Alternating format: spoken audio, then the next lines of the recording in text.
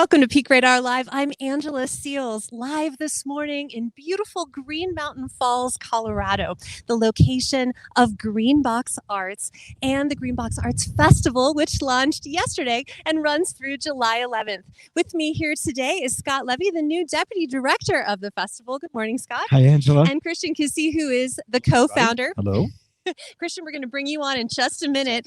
First, I want to ask Scott to describe to us the experience of Greenbox here in this. Well, the experience changes by the day because we have all different kinds of events depending on the day. Performing, visual arts, conversations, culinary arts, parties, meals, astronomy and s'mores, looking at art, having tours. You know, it's never the same on a daily basis. But what always is the same is that all of these arts events are in this beautiful, amazing location that is so integral to the Ute Pass communities, so integral to the Pikes Peak region, and so close to the many of us who live in Colorado Springs. This is a very, very special place, and that all of the Greenbox Arts activities help to enhance, promote, and provide experiential opportunities for the residents and visitors of the town is what makes the festival so special. So you have a particular invitation today for viewers of Peak Radar Live. Yes, I want to make sure that the viewers know that we have a number of free events open to all. We have 2 block parties, concerts, the first on the 4th of July with Collective Groove, and then on Saturday, July 10th with The Reminders, the hip-hop duo from the Springs, and then also starting this Friday night for the next 3 Fridays, starting at 8 p.m., we are screening films right here as part of the Greenbox campus down here at the Farm Stand Workshop location. This Friday, we are showing an American Tail, Fievel Goes West cartoon for everybody. And how appropriate in this place. Exactly, that there's a theme of the West. Yes. And then the night before our first ever Pooch Parade, which will be on Saturday, July 3rd, we are screening Best in Show. Oh, how perfect. And then on July 10th, to continue the Western theme, Butch Cassidy and the Sundance Kid. So 3 excellent films appropriate for the entire family right here at the Greenbox Farm Stand. Right. So all of these events and all of the events of Greenbox are available on peakradar.com. So make sure you hop over there and check out the full festival lineup, which runs through July 11th. For those of you who are listening to the podcast, this location is just incredible. And behind us, under the towering trees and on this beautiful lawn, we've got children who are here experiencing the arts through summer camps. So it really is an ageless festival, a festival that offers really something, no matter what level of creativity you're at. Something for everybody, no matter what your creative interests are. But also I think that we have such a cornucopia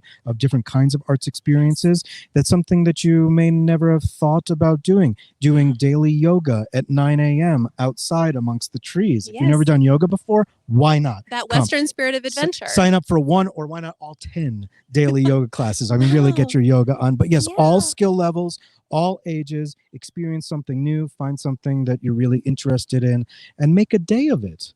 Just come up here, have a Greenbox event, enjoy one of the trails, have lunch at one of the local restaurants, and really spend the day here. Yeah, this setting is so important to this place. And I want to invite Christian Kissy on with us now because Christian, you founded the Greenbox Arts Festival 13 years ago. What was it about this place that inspired you to do this? It's hard for me to believe that I actually did anything 13 years ago, much less something that's turned out to be as important as Greenbox. But you know, the interesting thing about Green Mountain Falls is that it's super welcoming across the board.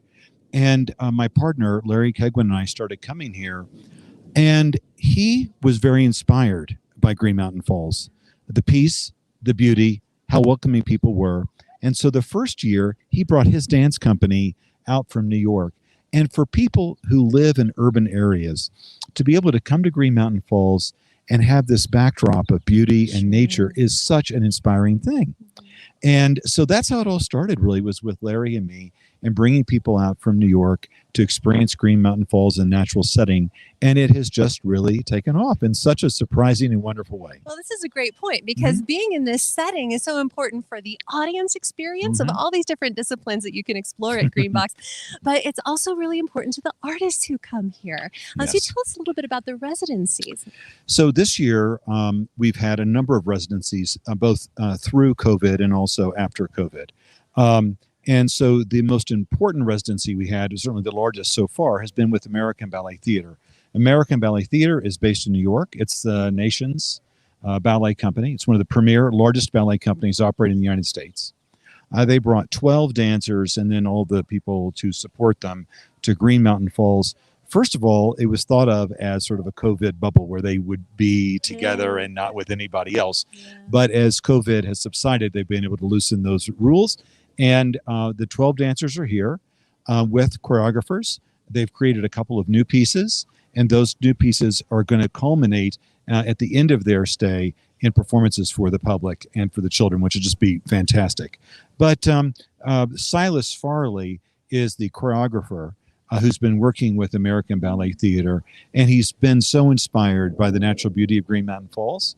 And not having all of the worries of the urban environment has really given him a lot of freedom artistically, and I think the dancers have all responded to it beautifully. So that's another thing that Greenbox really offers is not only seeing art in this incredible setting, but also seeing new work that has been developed right here in our community by outside artists who have come here and been inspired.